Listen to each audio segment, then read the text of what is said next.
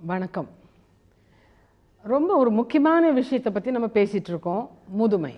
இந்த முதுமை பருவங்கிறத எப்படி நம்ம கையாள வேண்டும், அதை எப்படி நம்ம எதிர்நோக்க வேண்டும், இன்னும் கொஞ்சம் ஒரு படி மேலே போய் நான் சொல்வேன் எப்படி அதை ரசிக்க வேண்டும்.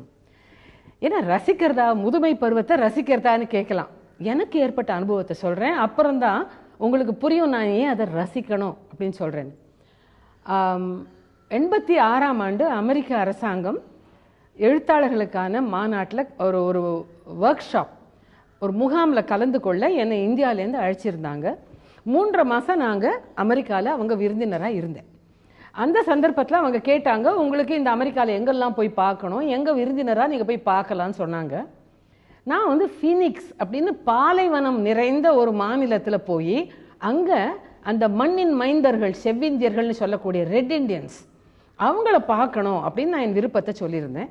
அதுக்கு அவங்க எனக்கு ஏற்பாடு பண்ணியிருந்தாங்க. அதன்படி நான் விமானம் ஏறி நான் ஃபீனிக்ஸ்ங்கிற அந்த நகரத்தின் விமான கூடத்தில் போய் இறங்கின போது எனக்கு அவங்க சொல்லியிருந்தாங்க, அங்கேருந்து ஒரு அந்த உள்ளூர் ஆசாமி ஒருத்தர் உங்களை பார்ப்பாங்க, அந்த 3 நாளும் உங்களுக்கு வேணுங்கிற விஷயம்லாம் அவங்க கவனிப்பாங்க, she will be your escort, உங்களை பார்த்துக்கிறவங்களா இருப்பாங்கன்னு சொல்லியிருந்தாங்க. நான் ரொம்ப எதிர்பார்ப்புகளோடு துள்ளலோடு போய் இறங்கினா உடம்புல சுருக்கம் விழுந்து ஒரு 80 அவங்களுக்கு வயசு அப்போ 82ன்னு சொன்னாங்க. அப்புறம் ஒரு பெண்மணி, ஒரு கிழவி என்னை ஹலோ சிவா, நான் தான் மேரி கோ, அவங்க பேர், நான் தான் உனக்கு இங்கேருந்து 3 நாளையும் எஸ்காட். நாங்கள் பாருங்கள் பலூனில் ஊசி குத்தினா மாதிரி எனக்கு என்னடா, நான் எங்கெல்லாமோ போய் பார்க்கணுன்னு பார்க்குறேன், பாலைவனத்துக்கு போய் பார்க்கணுன்னு பார்க்குறேன், செவ்விந்தியர்களோட கேம்புக்கு போய் பார்க்கணுன்னு பார்க்குறேன், இவங்களை வச்சுட்டு நான் என்ன பண்ண போகிறேன் அப்படின்னு நான் நினச்சேன்.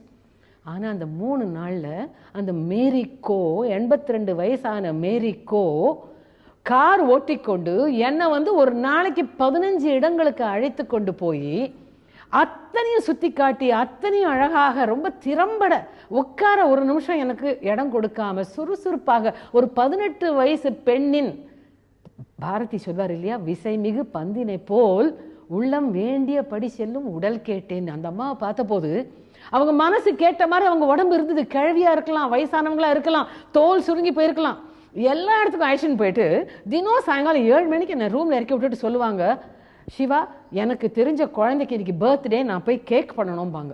எத்தனை பேருக்குன்னா ஒரு 30-40 பேருக்குபாங்க. நினைச்சு பாருங்க, நாள் பூரா என்னோட ஓடி ஆடிட்டு வீட்டுக்கு போய் ஒரு 20-30 குழந்தைங்களுக்கு பண்ணணும்பாங்க. மறுநாளைக்கு சொல்லுவாங்க, இங்க இருக்கிற ஆர்ஃபனேஜில் போய் கணக்கு எழுதணும்பாங்க. நான் உண்மையில சொல்றேன், 3ஆம் நாள் முடியறதுக்குள்ள இந்த மேரிகோவை எடுத்து கையெடுத்து கும்பிடலாம் போல எனக்கு ஒரு பரவசம் வந்துடுச்சு. என்னை ஏர்போர்ட்ல இறக்கி விட்டுட்டு அந்த மேரிகோமா சொல்றாங்க, சிவா நீ வந்ததுனால எனக்கு ஒரு விழிப்புணர்வு வந்ததுன்னாங்க.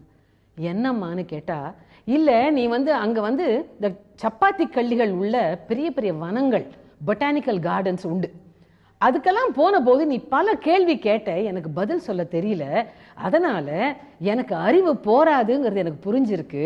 நான் உடனே நேற்றுக்கு ஃபோன் பண்ணி கேட்டேன், அடுத்த வாரத்துலேருந்து இங்கே இருக்கிற யூனிவர்சிட்டியில் போய் நான் பார்ட் டைம் கோர்ஸ் போகிறேன். நாங்கள் எப்படி இருக்கோம் நினச்சி பாருங்க. 82 வயசு அம்மா கிழவின்னு அவங்களையுமே நான் எப்படி சொல்ல முடியும்? அவங்க நாள் பூராக வந்திருக்கும் விருந்தினருக்காக கார் ஓட்டி இங்கே அங்கே அழைச்சிட்டு போய் பல விழாக்களிலே பங்களிப்பு செய்து சமைத்து வீடை பார்த்து கொண்டு இருக்கிறோம். அந்த அம்மா போய் யூனிவர்சிட்டியில் சேர போகிறாங்களாம். நான் கேட்ட சில கேள்விக்கு பதில் சொல்ல தெரியல. இதுதாங்க மனசுங்கிறது. மனசு இளமையாக இருப்பது ரொம்ப முக்கியம். அந்த அம்மா தன் முதுமைக்கு ரொம்ப அழகாக தயார் பண்ணி கொண்டிருக்கிறார்கள்.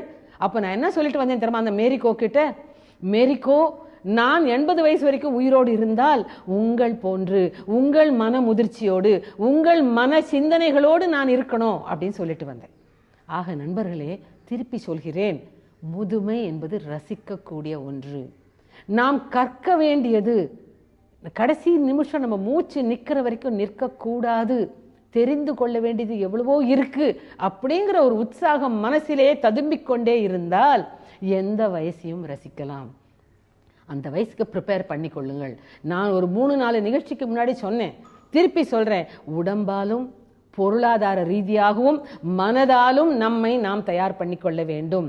நல்ல யௌவனம் இளமை இருக்கும் போதே, என்னுடைய சம்பாதிக்கும் போதே என்னுடைய வயதான காலத்துக்குன்னு ஒரு சேமிப்பை சேமித்து வையுங்கள். 2வது, ஆரோக்கியமாக இருக்க நடங்க, இல்லை உடற்பயிற்சி செய்யுங்கள், சாப்பாட்டை சரியாக சத்தான சாப்பாடாக சாப்பிடுங்கள். ஜங்க் ஃபுட் என்பது வேண்டாம். 30 வயசுல சாப்பிடலாம், அது 60 வயசுல பாதகம் விளைவிக்கும்.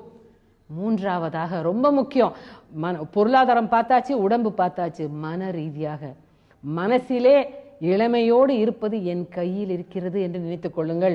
யாருக்கும் நான் பாரமாக இருக்க மாட்டேன், எனக்கே நான் பாரமாக இருக்க மாட்டேன், என் உறவினர்கள் என்னை நினைத்து பரவசப்படும்படி இருப்பேன் அப்படிங்கிற முடிவோடு அதை எழுதி வைத்துக்கொண்டு ராத்திரி தூங்க போகிறதுக்கு முன்னாடி நினைவுபடுத்தி கொண்டு தூங்கி எழுந்த பிறகு நினைவுபடுத்தி கொண்டு இருந்தால் கண்டிப்பாக சொல்கிறேன், முதுமையோ மரணமோ நம்மை பயமுறுத்தாது.